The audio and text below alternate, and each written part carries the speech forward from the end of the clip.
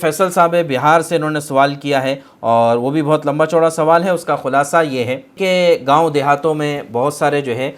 ایسے معالج اور ڈاکٹرز ہوتے ہیں، علاج کرنے والے ہوتے ہیں، جو باقاعدہ ڈگری ہولڈر تو نہیں ہوتے، لیکن وہ لوگوں کا علاج کرتے ہیں، اور اس وجہ سے کرتے ہیں کہ ان کو دو پیسہ مل جاتا ہے۔ اور جو ہے چونکہ گاؤں دیہاتوں میں ڈاکٹرز کا پہنچنا مشکل ہوتا ہے، اس لیے کہ عام طور سے ظاہر ہے کہ MBBS کرنے والے ڈاکٹرز خاص طور سے وہ شہروں میں رہنا پسند کرتے ہیں، گاؤں دیہاتوں میں اتنی کمائی نہیں ہے، تو اس وجہ سے وہاں نہیں جاتے ہیں۔ تو اب یہ لوگ جو اوتھنٹک ہوتے ہیں اور ان کا علاج کرنا بھی اللیگل ہے، تو ایسے لوگوں کے پاس علاج کرنا کیسا ہے اور ان لوگوں کا خود علاج کرنا کیسا ہے؟ تو دیکھیے بہت اہم سوال کیا گیا ہے، یہ واقعی ایک بہت بڑا مسئلہ ہے رورل ایریاز میں،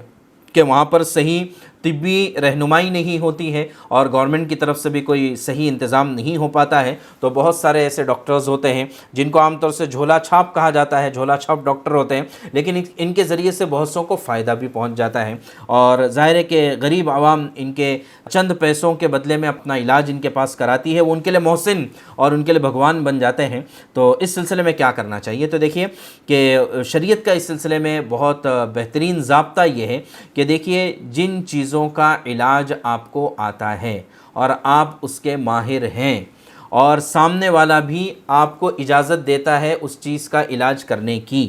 تو پھر ظاہر ہے کہ اس پر اگر کوئی نقصان ہو جاتا ہے، یعنی آپ نے کوئی دوائی پرسکرائب کی اور آپ جانتے تھے کہ سر درد کا یہی علاج ہے، اور آپ اس کو تجربے سے یا جو ہے مہارت سے آپ اس کو جانتے تھے، اب اس کے بعد آپ نے وہ علاج سامنے والے کو دیا، سامنے والا بھی علاج کرنے کے لیے تیار تھا، اب اس کو کوئی نقصان ہو جاتا ہے، تو ظاہر ہے کہ اس ڈاکٹر کو اب گنہگار نہیں تصور کیا جائے گا۔ دنیاوی قانون کیا ہے، ہندوستان کا قانون کیا، ہم اس سے بحث نہیں کر رہے ہیں، ہم جو ہے بتا رہے ہیں آپ کو شریعت کا نقطہ نظر۔ اور اگر جو ہے ایک آدمی ماہر نہیں ہے، اور ماہر نہیں ہونے کے باوجود بھی وہ کسی کا علاج کر رہا ہے، ایسی چیز کا علاج کر رہا ہے جس میں اس کی ایکسپرٹیز نہیں ہے، تو ظاہر ہے کہ اب اس کو جو بھی نقصان ہوگا مریض کو، تو قانونی اعتبار سے جو بھی نقصان ہوگا وہ ہوگا، لیکن جو ہے دینی اعتبار سے اور آخرت کے اعتبار سے بھی اس کو جواب دینا پڑے گا کہ جس میں آپ کی ایکسپرٹیز نہیں تھی، آپ نے کیوں ایسی رائے دی یا آپ نے کیوں ایسی دوا دی، اس کے بارے میں اس کو پوچھا جائے گا آخرت میں، اور اگر اسلامی حکومت ہوگی تو پھر اس کو سزا بھی دی جائے گی، اور اس سے